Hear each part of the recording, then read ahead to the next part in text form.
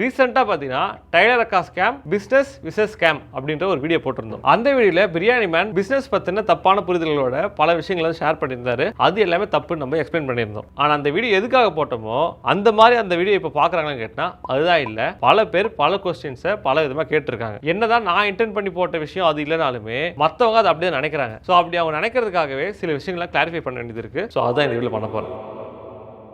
பொதுவாக நம்ம சேனலை கவர் பண்ணுற விஷயம் என்ன அப்படின்னு சொல்லிட்டு பார்த்தீங்கன்னா டெக்னாலஜி அண்ட் டெக்னாலஜி சுற்றி நடக்கிற விஷயங்கள். இதை தவிர்த்துட்டு மணி ரிலேட்டடான ஸ்கேம்ஸ், அதுக்கப்புறம் பிஸ்னஸ்.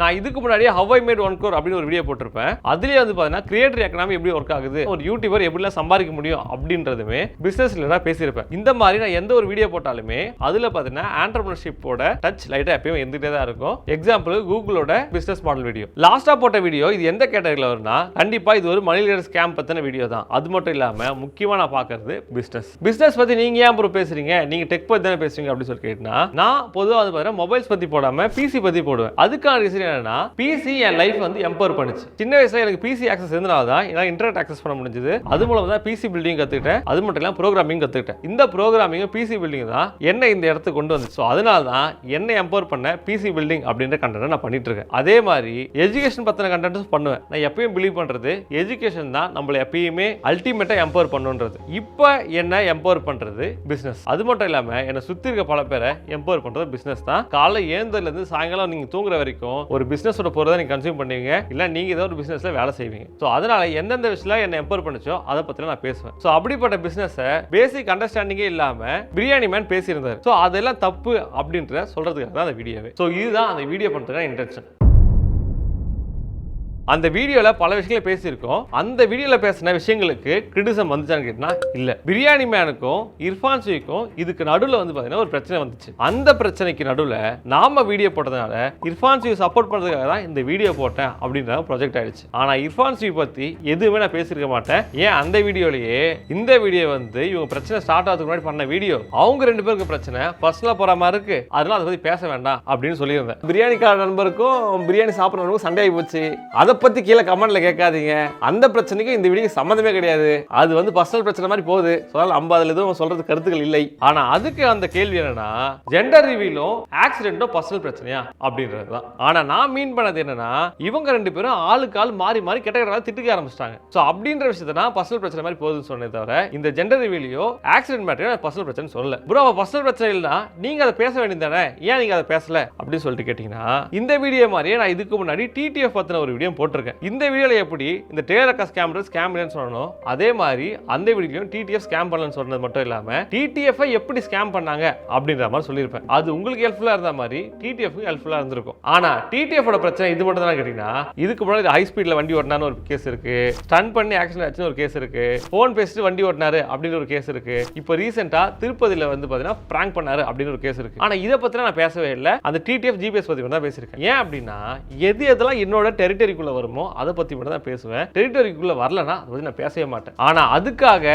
அதை பத்தின ஒப்பீனியன் இல்ல அப்படின்லாம் அர்த்தம் கிடையாது. கண்டிப்பா அதை பத்தின ஒப்பீனியன் இருக்கும். ஆனா எல்லா ஒப்பீனியனையும் நான் என் சேனல் மூலமா சொல்லணும்னு அவசியம் கிடையாது. சோ அதனால தான் இர்ஃபான் ஷேக்கோட ஜெண்டர் ரிவீலா இருந்தாலும் சரி இந்த ஆக்சிடென்ட் இருந்தாலும் சரி அதை பத்தி நான் பேசவே இல்லை. ஆனா அது பத்தின எனக்கு ஒப்பீனியன் இல்ல அப்படின்னு அர்த்தம் கிடையாது. அதை பத்தின ஒப்பீனியன் நிறையவே இருக்கு.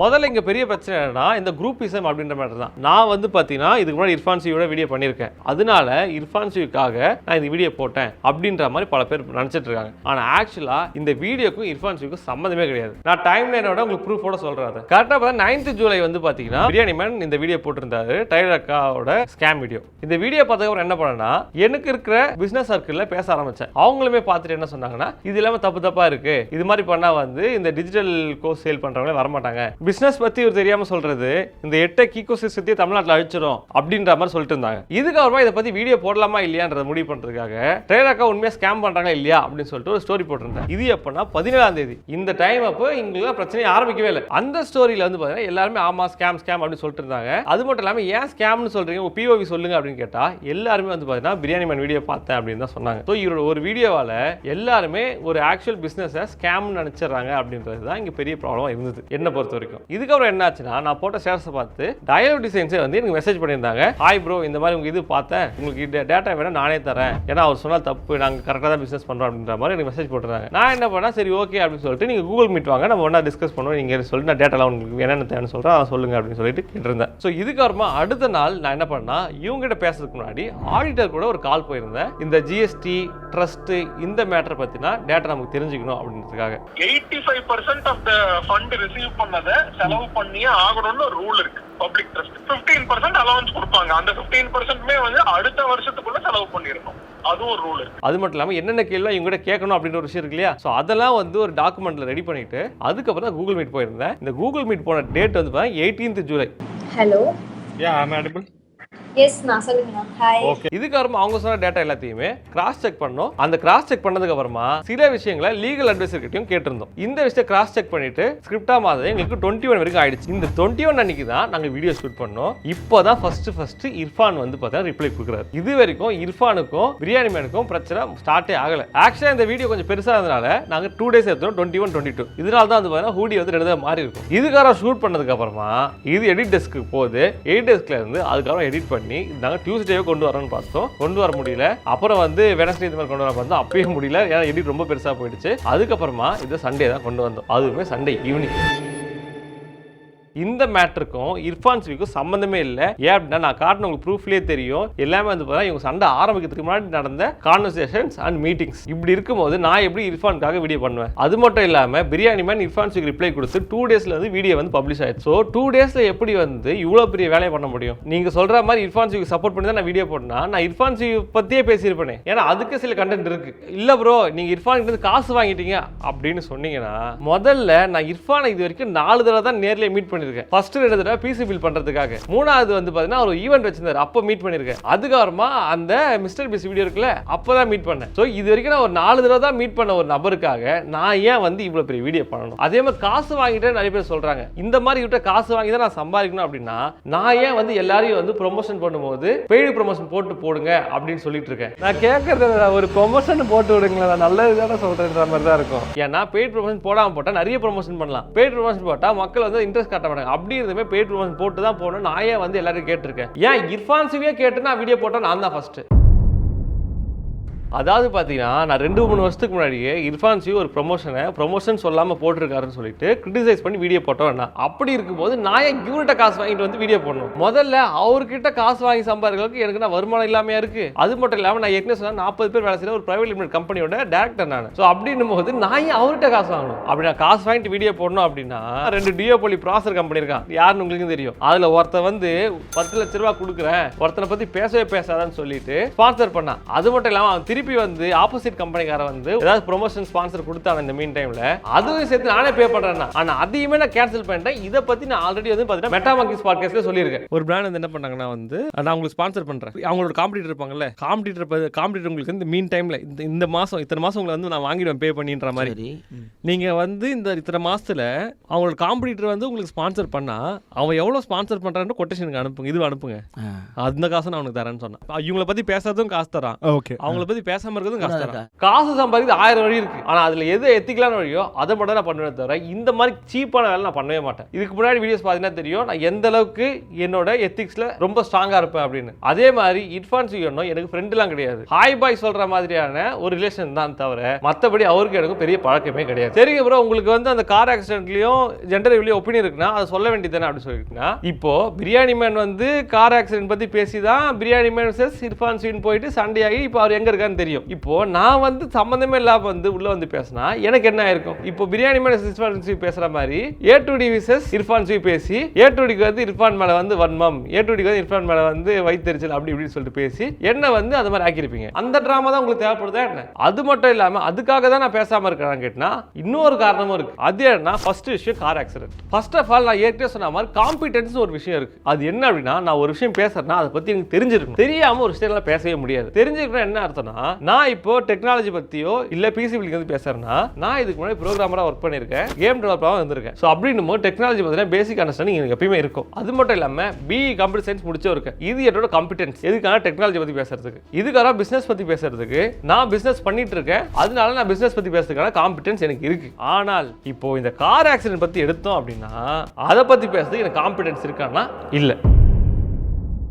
இந்த விஷயத்தெல்லாம் ஒரு அட்வொகேட்டோ லாயர் தான் பேசணும். காம்பிடன்ஸே இல்லாம நான் லீகல் டெர்ம்ஸ் பேசினேன் அப்படின்னா நாளைக்கு இர்ஃபான் சிவி வந்து எம்எல் டிஃபமேஷன் கேஸ் கொடுத்தாருன்னா நான் வந்து உள்ள போக வேண்டியதான். ஏன்னா கோர்ட்ல வந்து கேட்பாங்க உனக்கு என்ன காம்பிடன்ஸ் இருக்கு, நீ இது லீகல் விஷயம் பேசிட்டு இருக்க அப்படின்னு. அது மட்டும் இல்லாம இந்த கார் ஆக்சிடென்ட் மேட்டர்ல எனக்கு ஒரு புரியாத ஒரு புதிர் இருக்கு. அது என்னன்னா ஆடியன்ஸுக்கு என்னதான் தேவை அப்படின்றது புரியல. ஏன்னா இப்ப பிரியாணி மேன் ஜெயிலுக்கு போயிட்டாரு, சோ இர்ஃபான் சிவி மட்டும் ஏன் வெளியே இருக்காரு அப்படின்றத பல பேர் கேள்வியா இருக்கு. அதுக்கு நாம என்ன பண்ணா முதல்ல அந்த கேஸ் விஷயத்தை பத்தி படிக்க ஆரம்பிக்கணும். இப்போ இந்த கார் ஆக்சிடென்ட்ல நீங்க ஆசைப்படுற மாதிரி இர்ஃபான் உள்ள தள்ளணும் அப்படின்னா அதுக்கு என்னெல்லாம் கிரைட்டீரியா இருக்குன்னு பார்க்கணும். ஃபர்ஸ்ட் விஷயம், இந்த காரை இர்ஃபான் சிவி ஓட்டிருக்கணும். ரெண்டாவது, இதை ஓட்டினவர் ஒன்று ட்ரங்க் அண்ட் டிரைவ் பண்ணியிருக்கணும், இல்லை ஸ்பீட் லிமிட்டை கிராஸ் பண்ணியிருக்கணும், இல்லை தப்பான டைரக்ஷனில் ஓடிட்டு வந்திருக்கணும், ஒன் வேல வருது இந்த மாதிரி. ஸோ ரூல்ஸை மீறி இருந்தால் அப்பயே அவர் உள்ள தள்ளுவாங்க. இதுக்கப்புறமா அந்த ஆக்சிடென்ட் ஆனி இறந்தவங்களுக்கும் இவருக்கும் முன்விரோதம் இருந்திருக்கணும். இப்படி மூணுத்துல ஏதாவது ஒன்று இருந்ததுன்னா கண்டிப்பாக நீங்கள் நினைக்கிற மாதிரி இர்ஃபான் சிவி உள்ள வச்சிருவாங்க. ஆனால் பிரச்சனை என்ன, as per FIR copy Irfan சிவி வண்டியை ஓட்டல. இப்போ இந்த கேஸை பொறுத்த வரைக்கும் பார்த்தீங்கன்னா ஃபர்ஸ்ட் இன்ஃபர்மேஷன் ரிப்போர்ட்ல வந்து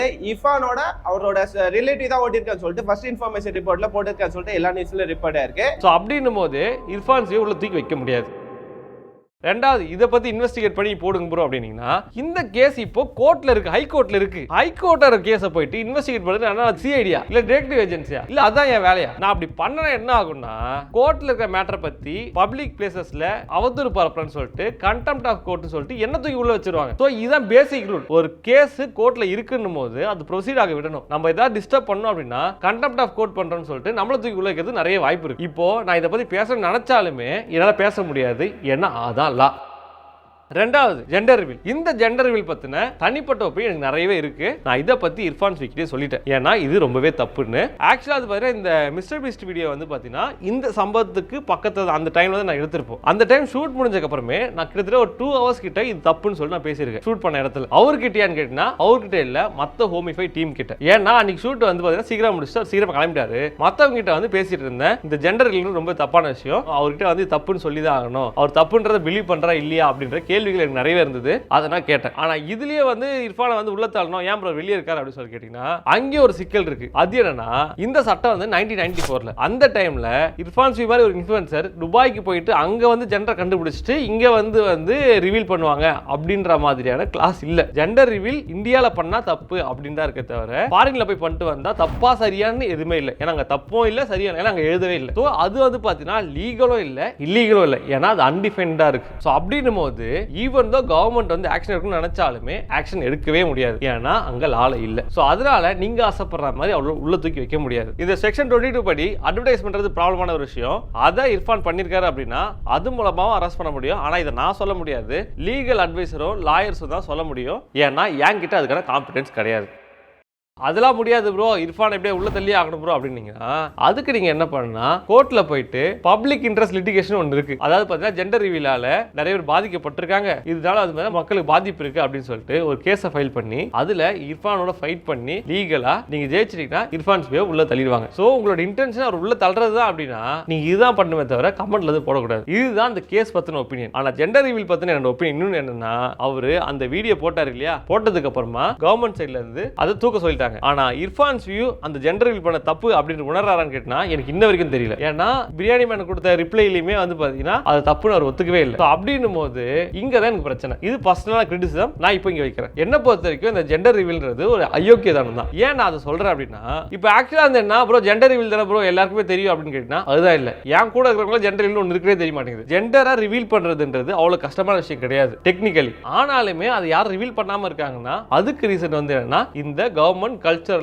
பில்ட் பண்ண ஒரு விஷயம் தான். ஆனா இர்ஃபான் சிவியோட வீடியோவால அது என்னவா இருக்கும் அப்படின்னா காசு நம்ம போயிட்டு துபாயில போய் பார்த்துட்டு வந்துடலாம் அப்படின்ற ஒரு எண்ணத்தை கொண்டு வந்திருக்கோம். அந்த எண்ணம் ரொம்பவே தப்பு. நம்மளோட ஒரு வீடியோக்காக கவர்மெண்ட் இவ்வளவு நாள் பண்ணி கட்டுக்காத்த ஒரு விஷயத்தை நம்ம உடைக்கிறது நல்ல விஷயம் கிடையாது. அதுக்கு ஒரு எக்ஸ்பிளேஷன் வீடியோ அவர் பண்ணி தான் இருக்கணும், ஆனா அவர் பண்ணல. அதுதான் எனக்கு அவர் மேல இருக்கிற ஒரு கிரிட்டிசிசம். அண்ட் இதுல இன்னொரு ஒரு கன்சர்ன் என்ன அப்படின்னா, இன் கேஸ் கவர்மெண்ட் வந்து இந்த வீடியோ தூக்கல அப்படின்னா மத்த கப்புள் வாகஸ் என்ன பண்ணிருப்பாங்கன்னு யோசிங்க. எல்லாருமே ஜெண்டர் ரிவீல் வீடியோ அப்படின்னு சொல்லிட்டு ஒரு வீடியோ போட்டிருப்பாங்க. சோ அது ஒரு மிகப்பெரிய மிகப்பெரிய ப்ராப்ளத்தை கொண்டு வந்திருக்கோம் இந்த ஜெண்டர் ரிவீல்ன்ற வீடியோ. ஸோ இதுதான் அந்த ஜெண்டர் ரிவீலோட என்னோட ஒப்பீனியன். ஆக்சுவலி இந்த ஓவரால் கான்டெக்ட் என்ன, பவர் ஆஃப் மணி அப்படின்றத சொல்லி தான் வருது. மணி இஸ் ஆல்வேஸ் அல்டிமேட் தான். ஆனால் அதுக்காக வந்து லீகல் சிஸ்டத்தையே மாற்றிட முடியுன்றது எனக்கு நம்பிக்கை கிடையாது. அப்படி பார்த்தோம்னா மினிஸ்டர்ஸே வந்து பார்த்தீங்கன்னா ரொம்ப காலமாக வந்து ஜெயிலில் தான் இருக்காங்க. அவங்க கிட்ட இல்லாத பணமா இல்லை அவங்க கிட்ட இல்லாத அதிகாரமா? ஸோ லீகல் சிஸ்டம்ன்றது எல்லாருக்குமே ஒன்று தான். அதை நம்மளால காசு கொடுத்து வாங்கன்றதா எனக்கு நம்பிக்கை கிடையாது. அதே மாதிரி ஒரு யூடியூபரால இந்தியாவோட லீகல் சிஸ்டத்தையே வந்து காசு கொடுத்து வாங்கன்றதுல எனக்கு உடன்பாடே கிடையாது. இப்போ பிரியாணி மேன் அவரோட வீடியோவில் பார்த்தீங்கன்னாலுமே அவர் என்னதான் இர்ஃபான் சிவை வந்து குறை சொல்கிற மாதிரி உங்களுக்கு தெரிஞ்சாலும் ஆக்சுவலாக இர்ஃபான் சிவை வந்து குறை சொல்லலை, லீகல் சிஸ்டம் தான் குறை சொல்லிட்டு இருக்காரு. அதனால தான் இப்போ அவர் உள்ளே இருக்காரு. ஒரு விஷயத்தை பற்றி நம்ம பேசுகிறோன்னா நமக்கு ப்ராப்பரான எவிடன்ஸ் இருக்கணும். அந்த எவிடன்ஸ் இல்லாமல் யாராலையும் பேச முடியாது. பேசினா கடைசி இந்த மாதிரி தான் போய் முடியும். இதனால தான் நான் ஒரு விஷயம் பேசுறேன்னா அதுக்கு ரொம்ப நாள் R&D பண்ணி அதுக்கப்புறம் பேசுகிறேன். அப்படி நான் R&D பண்ணாலுமே கேஸ் ஆகிற விஷயங்கள் இருக்குது. அதையும் நான் ஃபேஸ் பண்ணிட்டு தான் இருக்கேன் டெல்லி ஹைகோர்ட்டில். நாம் ஒரு வீடியோ போட்டிருக்கோம். அந்த வீடியோ வந்து பார்த்தீங்கன்னா ஆப்போசிட்ல இருக்கிற கம்பெனிக்கு வந்து பிரச்சனை அப்படின்னு சொல்லிட்டு நம்ம மேல கேஸ போட்டிருக்காங்க. ஸோ ஒரு வீடியோ பண்றதுக்காக நான் கோர்ட்டு கேஸ் வரைக்கும் அலையிறேன். நான் ஏன் வந்து இர்ஃபான் கிட்ட பணம் வாங்கிட்டு இந்த வீடியோ எல்லாம் பண்ணணும்? அதே மாதிரி ஒருத்தங்க என் கூட வந்து ரிலேஷன்ல இருக்காங்க, அதெல்லாம் அவங்களுக்கு பேசக்கூடாது அப்படின்ற மாதிரி பெருசாக நினைச்சது கிடையாது. ஏன் அப்படின்னா ட்ரைப்ஸ் அப்படின்னு ஒரு விஷயம் நடந்தது. சித் அகமதும் இர்ஃபான் சியும் 2 பேரும் க்ளோஸ்ன்றது உங்களுக்கு தெரியும். அவங்களுக்கு நாங்கள் பிசியும் பண்ணி கொடுத்துருக்கோம். இர்ஃபான் சிக்கும் பிசி பில் பண்ணிருக்கோம், V.க்கும் பிசி பில் பண்ணிருக்கோம். அதோட இன்வாய்ஸ் தான் நீங்க பாக்குறது. ஆனாலுமே அங்க நடந்த தப்ப நான் எக்ஸ்பிளைன் பண்ணி வீடியோ போட்டிருக்கேன். எனக்கு சித் அகமது கான்டாக்டும் V.ஓட பிசினஸ் தான் முக்கியம் அப்படின்னு நினைச்சிருந்தா நான் அந்த வீடியோ போட்டிருக்க மாட்டேன். ஆனா அங்க நடந்த தப்பு அப்படின்றதுக்காக நான் அந்த வீடியோ போட்டேன். ஸோ நான் எப்பயும் பிலீவ் பண்றது பர்சனல் வேற, பிசினஸ் வேற, கண்டென்ட் வேற அப்படின்றது தான். இதுக்காக இன்னொரு முக்கியமான விஷயம் என்ன அப்படின்னு சொல்லிட்டு பாத்தீங்கன்னா, போன வாரம் வந்து நியூஸ் சேனல்ல வந்து கோடிகள் சம்பாதிக்க யூடியூபர் அப்படின்னு சொல்லியிருந்தாங்க. கோடிக்கணக்கில் சம்பாதிப்பவராம். இந்த வாரம் வந்து பாத்தீங்கன்னா வந்து டேரக்கோட தீவிர ரசிகர் சொல்லிட்டு இருக்காங்க. பிரியாணி மேனுக்கு தயாளு தரப்பில் எந்தவித விளக்கமும் கொடுக்கப்படாத நிலையில் அவரின் தீவிர ரசிகரான யூடியூபர் A2D நந்தகுமார் பதிலடி கொடுத்து வீடியோ ஒன்றை வெளியிட்டிருந்தார். அது மட்டும் இல்லாம என்ன வந்து டேரக்கா வந்து சிம்புக்காக நீங்க பேசுறீங்க அப்படின்றாங்க. எனக்கு இந்த வார்த்தைகள் இருக்கு இல்லையா, இந்த சிம்புக்காக நான் பேசுறேன் அப்படின்னு சொல்றது அதுவே ரொம்ப மிசோஜினிஸ்டிக்கா எனக்கு தெரியுது. அதாவது பாத்தீங்கன்னா முதல்ல இந்த இஷ்யூ ஸ்டார்ட் ஆனது எங்கன்னா அந்த டேரக்கான்ற டயாலிசியன்ஸோட ட்ரெஸ் தான். ட்ரெஸ் கூட இல்ல, அவங்க தைச்ச பிளவுஸை அவங்களே வந்து போட்டு ஃபிட் செக் பண்ணி காட்டுவாங்க. இதை வச்சுதான் வந்து பாத்தீங்கன்னா பிரச்சனை ஸ்டார்ட் ஆச்சு. அது எப்படி நீங்க போட்டு காட்டலாம், நீங்க மேனிக்யூர்ல தான் போட்டு காட்டணும் அப்படின்னு சொல்லிட்டு. ஆனா ஆக்சுவலா அந்த டயரிங் பண்ற மத்த கிரியேட்டர்ஸ்மே அதை பண்ணிட்டு இருக்காங்க. ஆக்சுவலி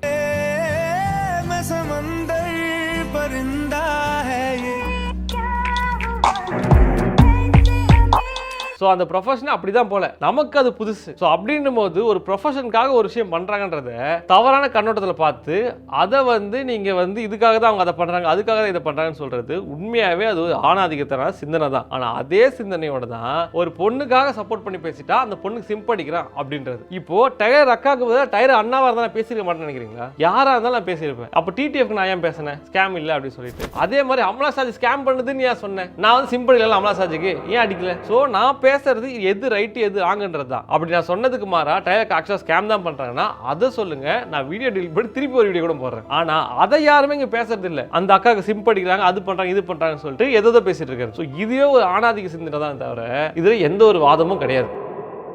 இதை தவிர்த்துட்டு பார்த்தீங்கன்னா பிரியாணி மேன் வந்து பார்த்தீங்கன்னா லைவ்லேயே வந்து பார்த்தீங்கன்னா சில கொஸ்டின்ஸ் கேட்டிருந்தாரு. அது வந்து பார்த்தீங்கன்னா ஸ்டில் அதுலேயும் நிறைய தப்பு இருக்கு. அவர் கேட்ட கொஸ்டின் இல்லையா, அது என்னன்னா வந்து இதுக்கு முன்னாடியுமே அவங்க கோர்சஸ் வித்துருக்காங்க அப்படின்னு கேட்டிருந்தாரு. ஆக்சுவலாக GST வந்து 20 lakhs மேலே டர்ன் ஓவர் பண்ணால் மட்டும்தான் GSTக்கு நீங்கள் எடுக்கணும். அதுக்கு முன்னாடி நீங்கள் எடுக்கணும் அவசியம் இல்லை. இதுக்கு முன்னாடி அவங்க பண்ணது வந்து 20 lakhs முன்னாடியே இருக்கும், அதனால் GST எடுக்காம கூட இருந்திருக்கலாம். அதே மாதிரி வந்து பார்த்தீங்கன்னா அவங்களோட வெப்சைட் வந்து 2021 வரைக்கும் இருக்குன்னு சொல்றாரு. பட் ஆக்சுவலாக அவங்களோட டொமைன் வாங்கினதே எப்போன்னு சொல்லிட்டு பார்த்தீங்கன்னா 2023 தான். ஸோ அப்படின்னு 2020 வரைக்கும் வெப்சைட் இருக்குது வாய்ப்பே இல்லை. அது தப்பான ரிசல்ட் வந்து மேபி அவர் காமிச்சிடலாம். கடைசி இன்னொரு கொஸ்டின் என்னன்னா வந்து சர்டிபிகேட்ஸ்ல வந்து ட்ரஸ்டோட லோகோ இருக்கு, தயால் லிசன்ஸ் பத்தி இல்ல அப்படின்ட்டு. பட் அதுலயே பாத்தீங்கன்னா DDன்னு சொல்லிட்டு இருக்கும், அது தயால் லிசன்ஸோட லோகோ. அதே மாதிரி வெச்ச அக்யூசேஷன் வந்து ட்ரஸ்ட் மூலம் மணி லாண்டரி பண்ண முடியுமா இல்லையான்னு தான். அதை நான் ப்ராப்பரா ஏற்கனவே வந்து சொல்லிட்டேன். ட்ரஸ்டால GST இல்லாம பேமெண்ட்டை வாங்க முடியும் டொனேஷனா. ஸோ GSTயோட ஒரு பேமெண்ட்டை வாங்கிட்டாங்க அப்படின்னாலே அது ட்ரஸ்ட்டுக்குள்ள போகாது, தயால் லிசன்ஸ் தான் போகுது. ஸோ அதனால ட்ரஸ்ட் வச்சு மணி லாண்டரி பண்ணுறாங்கன்னு நம்ம சொல்ல முடியாது. அதே மாதிரி இந்த சர்டிஃபிகேட் கொடுக்கறதுனாலேயே காசு வந்து அங்கே போகணும் நம்மளால வந்து கன்க்ளூசிவாக சொல்ல முடியாது. அதே மாதிரி அவர் சொன்ன ஒவ்வொரு விஷயம் திருப்பி பேசலாம், ஆனால் அவர் இப்போ வெளியே இல்லை, பேசினாலும் அவரால் ரிப்ளை கொடுக்க முடியாது. சொல்லலாம் பற்றி நான் பேச விருப்பம் இல்லை. இது ரெண்டு மட்டும் கிளாரிஃபிகேஷன் கொடுத்துக்கிறேன். இதை தவிர்த்து முக்கியமாக நிறைய பேர் கேட்கறது என்ன அப்படின்னு சொல்லிட்டு பார்த்தீங்கன்னா, அந்த GPS டைம் லைன் வந்து சரியா தப்பா அப்படின்னு சொல்லிட்டு. Actually GPS time line biryani man சொன்ன மாதிரி எடிட் பண்ணக்கூடியது தான். பிரியாணி மேன் சொன்னது கரெக்ட் தான், அது வந்து ஒரு ப்ராப்பரான எவிடன்ஸ் கிடையாது. அதே மாதிரி இர்ஃபான் சியும் அதை எவிடன்ஸை காட்டிருக்குன்ற அவசியம் அவசியமும் கிடையாது. அவர் மேல எந்த ஒரு தப்பும் இல்லை அப்படின்னா ஆப்வியஸா அவர் டைரக்டாவே பிரியாணி மேன் மேல டிஃபமேஷன் கேஸ் கொடுத்துருக்கலாம். என்ன ப்ரோ பிரியாணி மேல டிஃபமேஷன் கேஸ் கொடுக்க சொல்றீங்க அப்படின்னா, ஆக்சுவலா நான் இப்போ ஒரு கோர்ட்டுக்கு போறேன் அப்படின்னா அங்க போயிட்டு அவனை ப்ரூவ் பண்ணு அப்படின்னு நம்ம சொல்ல முடியாது. யூடியூப்ல சொல்ற மாதிரி 2 பேரும் தான் ப்ரூவ் பண்ணணும். இர்ஃபானோ நான் வந்து இன்டர்நெட் பண்ணலன்னு ப்ரூவ் பண்ணணும், பிரியாணி மேனும் இர்ஃபான்சி வந்து இன்டர்நெட் பண்ணாருன்னு ப்ரூவ் பண்ணணும். ஸோ 2 பேரும் கோர்ட்டுக்கு போனாதான் அது கரெக்டான தீர்வு கிடைச்சிருக்கும். நம்ம இங்க சண்டை போட்டுட்டு அது மூலமா இங்க தீர்வு கிடைக்காது. முதல்ல நான் இந்த வீடியோவை டைலருக்காகவும் பண்ணல, பிரியாணி மேனுக்காகவும் பண்ணல, இர்ஃபான்சிக்காக பண்ணல. நான் பண்ற எல்லா வீடியோவுமே வந்து பாத்தீங்கன்னா அந்த கண்டென்ட் என்ன இன்ஃப்ளூயன்ஸை சொசைட்டிக்குள்ள கொண்டு வருது அப்படின்றதுக்காக தான் பண்ணுவேன். எக்ஸாம்பிள் எஜுகேஷன் பத்தி பேசினேன், எஜுகேஷன் என் கண்டென்ட் கிடையாது, நான் ஏன் பேசினேன். அதுக்கப்புறமா வேலை வாய்ப்பு பத்தி பேசினேன், அதுவும் என் கண்டென்ட் கிடையாது, அதை ஏன் பேசினேன். ஏன்னா அது ரெண்டுமே சொசைட்டில தப்பான இன்ஃப்ளூயன்ஸை கிரியேட் பண்ணும், ஜாபை பத்தியும் எஜுகேஷனை பத்தியும். அதே மாதிரி தான் இந்த பிரியாணி மேன் வீடியோ ஒரு எக்கனாமிக்கல் ஈகோ சிஸ்டம் பத்தின புரிதலே இல்லாம ஒரு எட்டக் ஈகோ சிஸ்டையே தப்பா வந்து ப்ரொஜெக்ட் பண்ணும், பிசினஸையே தப்பா ப்ரொஜெக்ட் பண்ணும் அப்படின்ற ரீசனுக்காக தான் இந்த வீடியோ பண்ணதே தவிர டைலருக்காகவும் இல்லை, பிரியாணி மேனுக்காகவும் இல்லை, இல்லை இர்ஃபான்சிக்காக இல்லை. அண்ட் இன்னொரு முக்கியமான விஷயம் என்ன அப்படின்னு சொல்லிட்டு பார்த்தீங்கன்னா, ரீசெண்ட் டைம்ஸில் நிறைய யூடியூபர்ஸ் ஆர் இன்ஃப்ளூயன்சர்ஸ் வந்து அரெஸ்ட் ஆகிறது வந்து வாடிக்கையாகி போச்சு. பல பேர் என்ன சொல்றாங்கன்னா, எதுக்காக வந்து இன்ஃப்ளூயன்ஸ் அரெஸ்ட் பண்ணுறாங்க, இதுவே ஒரு நார்மலால் பண்ணி தான் இதை அரெஸ்ட் பண்ணியிருப்பாங்களா அப்படின்ற ஒரு கேள்வி இருக்கு. ஆனால் இதை பற்றி நான் ஏற்கனவே பேசணும்னு சொல்லிட்டு வச்சிருந்த விஷயம் தான் இது. அதில் என்னோட ஒப்பீனியன் என்ன அப்படின்னா, இப்போ ஒரு சாதாரண ஒரு ஆள் வந்து ஏதாவது பிரச்சனை பண்ணாரு அப்படின்னா அது அவரோட முடிஞ்சிடும். ஆனால் இதே ஒரு இன்ஃப்ளூயன்சர் பண்ணுறாரு அப்படின்னா என்ன ஆகுதுன்னா, அவர் பண்ணுறது மட்டும் இல்லாமல் அது வீடியோவை போடுறாரு. வீடியோ போடும்போது பல லட்சம் பேருக்கு அது போகுது. அப்படின்னும் போது அதை பார்த்து மத்தவங்க இன்ஃப்ளூயன்ஸ் ஆவாங்க அப்படினால தான் யூடியூபர்ஸ் மேல சிவியர் ஆக்சஸ் வந்து எடுக்கறாங்க. இப்போ நான் இந்த வீடியோ போட்டதுக்கு ரீசன் அதுதான். அந்த வீடியோ பிசினஸ் பத்தின தப்பான புரிதலை வந்து மக்கள் கிட்ட கொண்டு போய்டும் அப்படிதான் நானும் வீடியோ போட்டேன். கவர்மெண்ட்டும் அதுக்காக தான் பொதுவா இன்ஃப்ளூயன்சர்ஸ்க்கும் யூடியூபர்ஸையும் வந்து கேஸ் போட்டு அவங்க அரெஸ்ட் பண்ணது, வீடியோஸை தூக்க சொல்லுது. இதே விஷயத்துக்கு தான் ஜெண்டர் ரிவீலையும் வீடியோ தூக்க சொல்லியிருக்காங்க. ஸோ இதனால இன்ஃப்ளூயன்சர்ஸ் அரெஸ்ட் பண்றதுன்றது தப்பு கிடையாது, பனிஷ் பண்ணது தப்பு கிடையாது. ஏன்னா இன்ஃப்ளூயன்சர்ஸும் சாதாரண ஒண்ணு கிடையாது. இந்த விஷயம் இர்ஃபான்சிக்கும் பொருந்தும், பிரியாணி மேனுக்கும் பொருந்தும், எனக்கும் பொருந்தும். நாளைக்கு நானே இது மாதிரி தப்பு பண்ணானா என் மேல லீகல் ஆக்ஷன் எடுத்து தான் ஆகணும். அப்பதான் வந்து பாத்தீங்கன்னா மக்கள் அதை உணர்வாங்க.